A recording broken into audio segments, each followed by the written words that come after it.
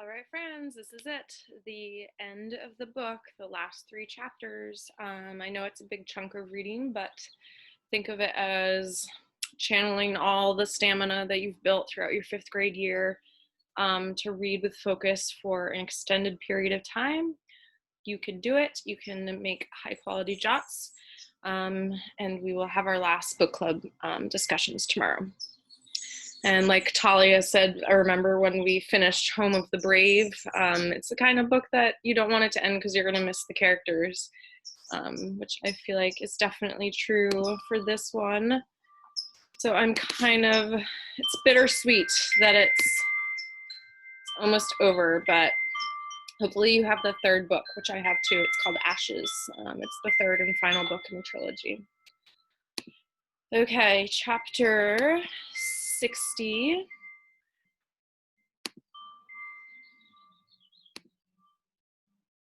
Monday, May 18th, 1778.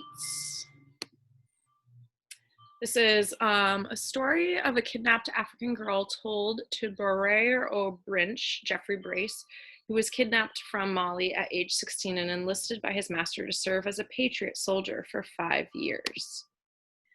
We flew, we separated, but a young man whom I had become attached to said he would not leave me, let the consequence be what it would. We had gotten within about 2 miles of home, thinking ourselves out of danger, began to talk, when in an instant we found ourselves surrounded. That doesn't bode well for Isabel and Curzon. If the beginning of the chapters have any kind of indication or indicators for what's going to come. I worked through the night to clean the dining room, prepare for breakfast, and steal the food we'd need for our journey. When I couldn't keep my eyes open any longer, I laid my head on the kitchen table, and slept for a few hours. Isabel was taken aback to find me there in the morning. What?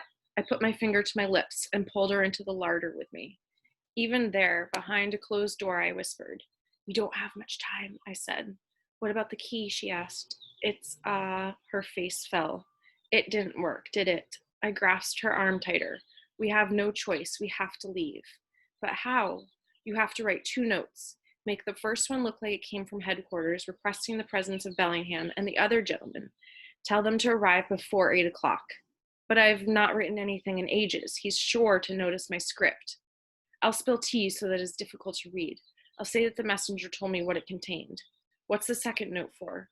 To tell them about Gideon, that he gave news of the army and Congress to the British. Why do you care? She asked. It doesn't matter who wins the war. I think it does. Write the note, please. We'll leave it out there so they can find it after we're gone.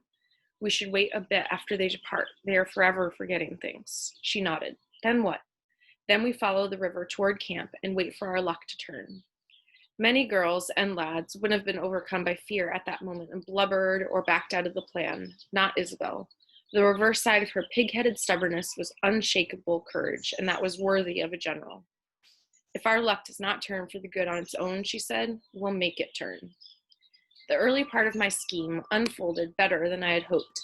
Bellingham and the others had already been inclined to join in the farewell to Lafayette's troops, so the note Isabel penned, dripping with tea and suitably smudged, was well received. But Mrs. Green declined to join them, for she was still feeling poorly. She asked if Isabel might stay with her, and Bellingham agreed. We had gotten rid of one obstacle, and it was replaced with another. I brought the horses to the front of Moor Hall and handed Mr. Bellingham his gloves.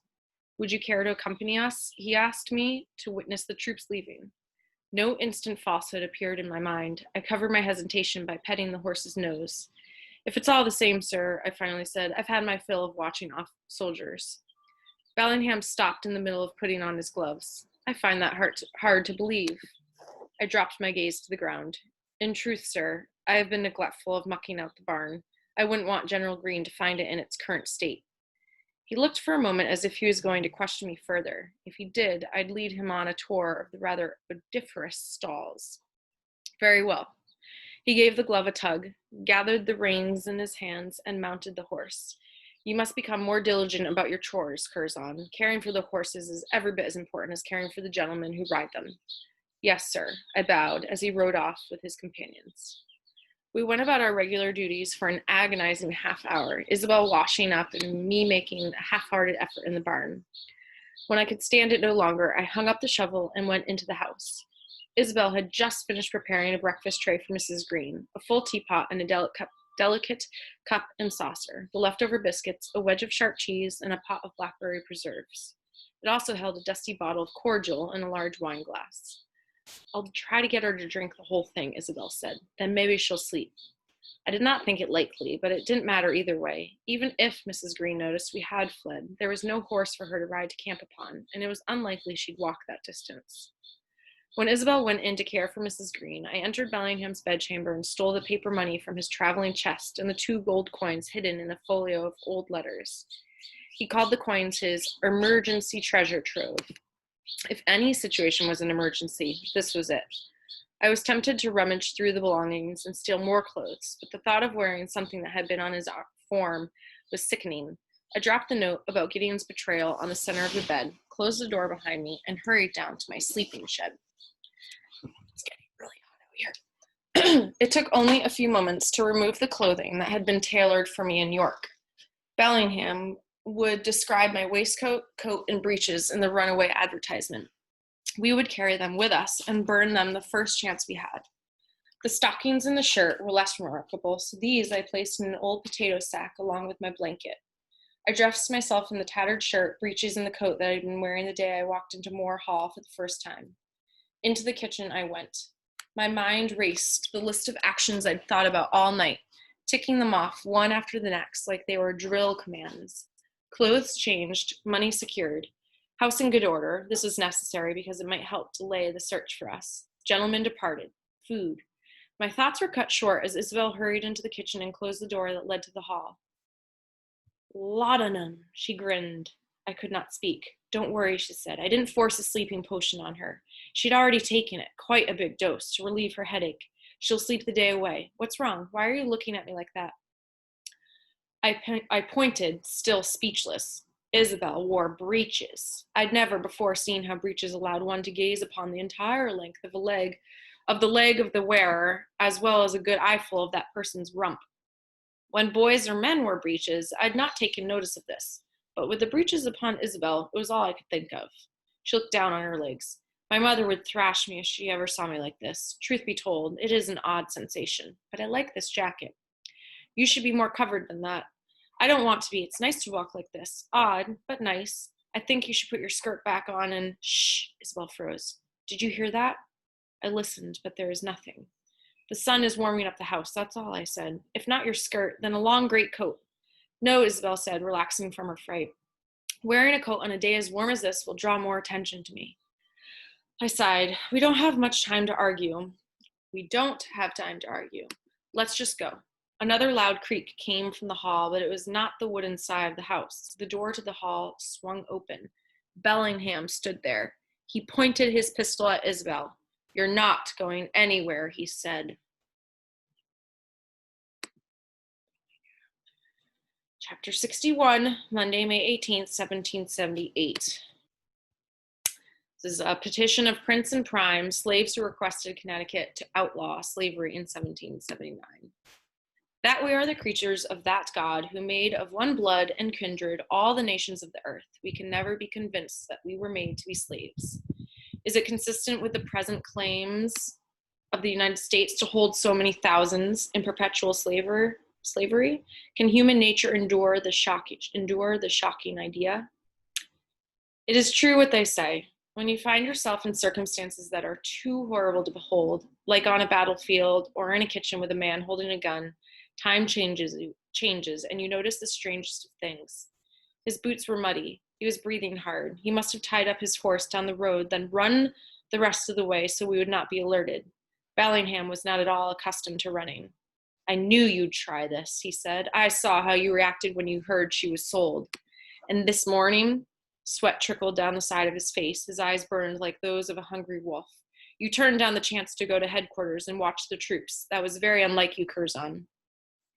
His hands shook a bit from the weight of the barrel. Bellingham was not at all accustomed to guns either. Isabel, you are going to find me some rope, and then you are going to sit in a chair with your hands folded in your lap, he ordered. No, she's not. I stepped toward him. Stay right there, Bellingham warned. I took another step. I don't want to. A third step, and I was only 4 paces away from him, close enough to make him nervous.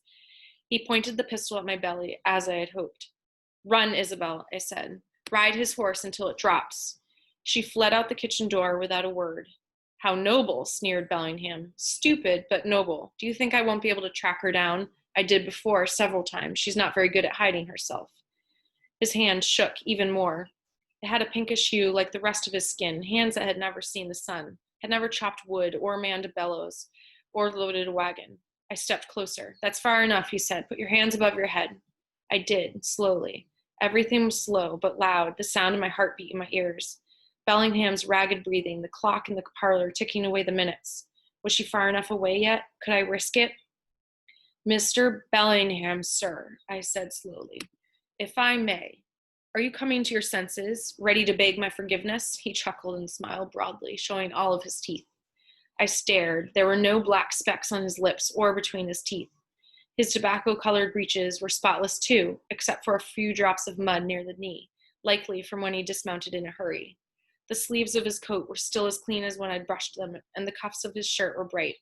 Actually, no, I wondered what you thought of the taste, but realized you didn't have the chance, did you? "What taste?" he frowned. "Have you lost your wits, boy?" I took one more step and tapped on my front tooth.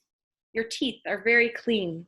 I said, "That's far enough," he roared, not making any sense of my words. "I will shoot you, Curzon, I swear." The pinkness of his hands and the cleanliness of his breeches and his cuffs and his teeth all bespoke one thing to me. He had not ripped open a gunpowder cartridge. He had not loaded the pistol. But I could have been wrong, which is why I prayed Isabel was on that horse and galloping away. I took one more step and reached for the gun.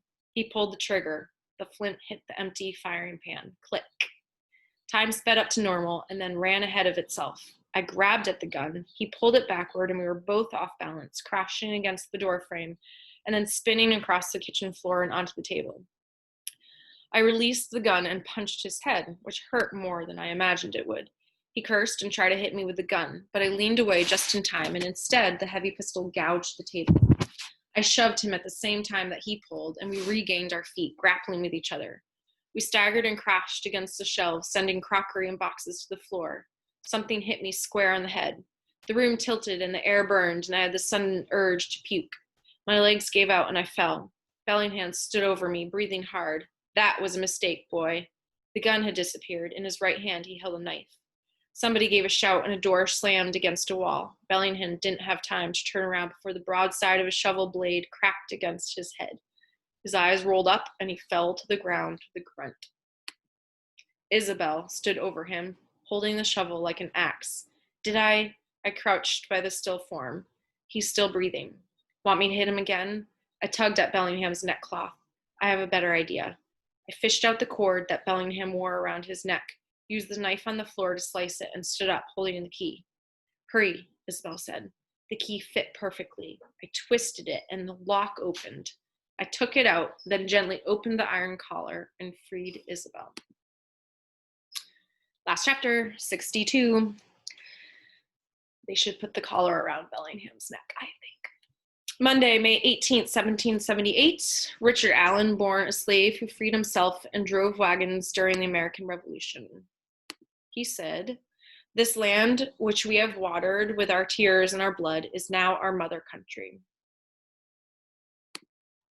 It was tempting to leave Bellingham on the floor and run, but we needed to make sure we'd have enough time to escape. First, we carried him out to the barn where we trussed him up good, tying his hands and feet with rope. He ran a leather strap through the ring at the back of the iron collar before we locked it around his neck. This strap I fastened to an overhead beam, leaving enough length that Bellingham could sit or lay on the ground, but keeping him tethered inside the barn. We used his own neckcloth to wrap around his mouth so his shouts would not carry far, and took the key with us. The confusion and crowd started at headquarters. Soldiers shouting, soldiers laughing, soldiers ready for war. The fellows had forged themselves into an army that was ready to march and take its country back. A part of my heart was gladdened, but most of me was desperate. Every moment we stayed gave Bellingham another chance to escape. I asked a few questions of the fellows milling about. There had been some disagreements between the junior officers of Lafayette's force, and that was why the troops had not yet left. I explained this to Isabel as we made our way toward Sullivan's Bridge, keeping to the edges of the crowd, hats pulled low on our heads. We wormed our way until we were on the south side of the gathering, putting several thousand bodies between us and anyone who might come riding down from Moore Hall. All at once, the drum started rattling and commands were being shouted. The crowd quickly thinned as the fellows who were staying in camp backed away from those who were leaving. "What are we going to do?" asked Isabel. "Greenlaw's company is in here somewhere," I said. "Keep looking." Another order was shouted. "Forward!" The captains and sergeants echoed it down the ranks, and 4,000 boots moved toward the bridge, with Lafayette at the head, followed by the Oneidas, and then the first company of Continentals.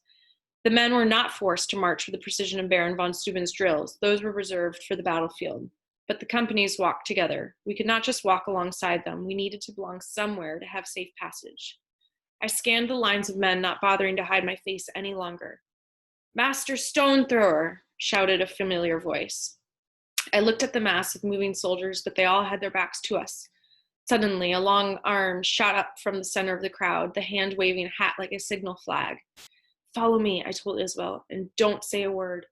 We fought past hundreds of fellows, with me loudly muttering things like, "Pardon me, beg pardon, Sarge is going to kill us, shoes fell apart, beg pardon," as we bumped and squeezed our way up to the section where Sergeant Greenlaw's company was walking. "A bad day to be late, Private," Luke Greenlaw scolded. "Privates." Isabel opened her mouth and I kicked her ankle. "Shh," I reminded her. The breeches, coat, and large brimmed hat would not shield her at all if she were to open her mouth. Isabel's voice would never be mistaken for a boy's. If she was overheard by an officer from a different company, our goose would be cooked. "All right, lads," said Greenlaw, "you know what to do." The company rearranged itself, one fellow lagging behind for a moment, another stepping to the side until they had formed a box around us that shielded us from sight. Faulkner and Edwards leaned forward to give me a wave and went wide-eyed at the sight of Isabel and her remarkable breeches, which made me laugh. We marched onto the bridge. Looking back, I know it could not have been longer than 30 or 40 paces. It felt like 40 miles. With every step, I wanted to turn around and see if there were men on horseback searching for us, but to do so would give them a look at my face. I glanced once at Isabel. Her eyes were forward, her jaw set firm. She did not look back. "Here," I slipped her the key. She grinned and threw it over the heads of the lads and into the river. I laughed then, walking out of Valley Forge the way I walked into it, with my friends.